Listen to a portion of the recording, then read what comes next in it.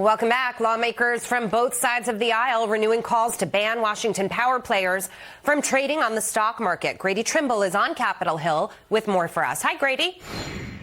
Jackie, just this week, Republican Senator Josh Hawley introduced legislation that would ban executive branch officials and their spouses from buying and selling individual stocks. This comes as a recent Wall Street Journal investigation found more than 2,600 officials invested in companies that their agencies oversee. Hawley is also proposing trading restrictions on members of Congress. The president should be able to do it. The vice president shouldn't be able to do it. Members of their administration shouldn't be able to do it. Let's just ban it across the board. On the House side, Democratic Congresswoman Abigail Spanberger and Republican Congressman Chip Roy today pushed for a similar bill that would ban members of Congress, their spouses, and dependent children from individual stock trading.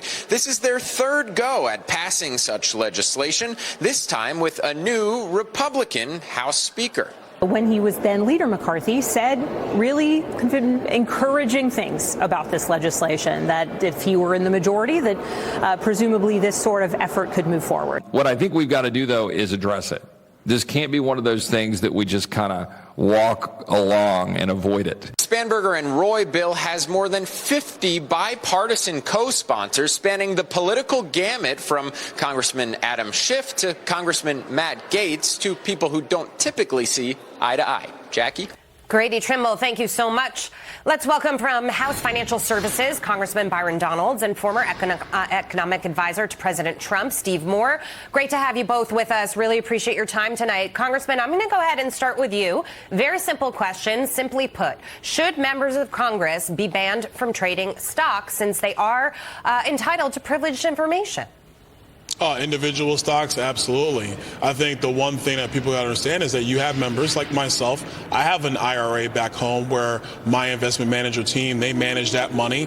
I don't make the trades. I shouldn't be banned from doing that. Right. But making individual trades, yes, members should not be making individual trades. Their spouses, their next of kin shouldn't be doing it either. Okay, and Chip Roy was talking about addressing this problem specifically, saying that you can't, just avoid what's going on, Steve Moore. But Nancy Pelosi, who says she's a fighter for the people, she took this on. Listen to her response.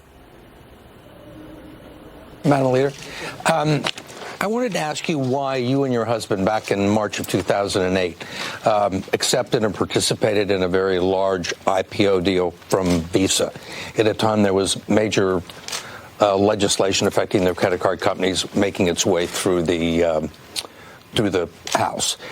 And did you consider that to be a conflict of interest? I don't know what your point is of your question. Is there some point that you want to make with that? Should members of Congress and their spouses be banned from trading individual stocks while serving in Congress? No, I don't know to the second one. We have a responsibility to report in the stock, on the stock. But this is a free market and we are a free market economy. Okay, so now, Steve, I want to put up a timeline of some of the trades that Pelosi's husband, Paul Pelosi, did. And we are, Congressman, talking about individual stocks. We're not talking about mutual funds or IRA accounts or anything like that. And you can see that every time there was a big piece of legislation, Paul Pelosi capitalized it by trading stock. Steve. Well, you might call that insider trading. Right, because this is basically using information that you know about these industries and what kind of regulations are coming along, and then basically trading on that. Now, I was surprised, Jackie, on that video that you showed, the first one you showed of Nancy Pelosi. That was back, I believe it was 2011. This has been 10 2008. years. Why hasn't this been fixed? I mean, it's outrageous. There are conflicts of interest here, and I think the American people are going to demand that this practice end right now. Should have ended 10 years ago. Yeah. And Congressman, if I can ask you, I mean, do you think her response was adequate? The screen that I wanted to put up didn't make it, but they profited, the Pelosi's, off of Tesla stock, Microsoft, before important legislation, NVIDIA, the chip maker as well. I mean, do you think that her response was adequate under those circumstances?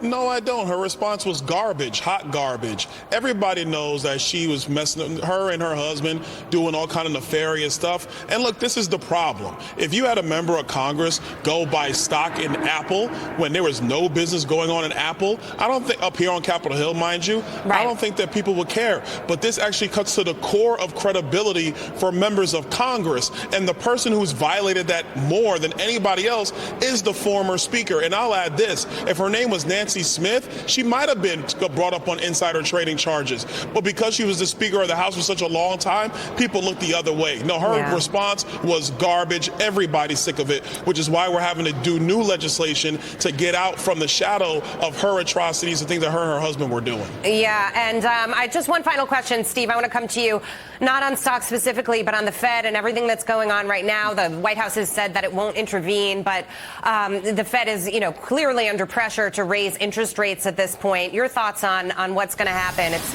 looking like it's going to be a rough ride for the rest of the year and possibly into next year.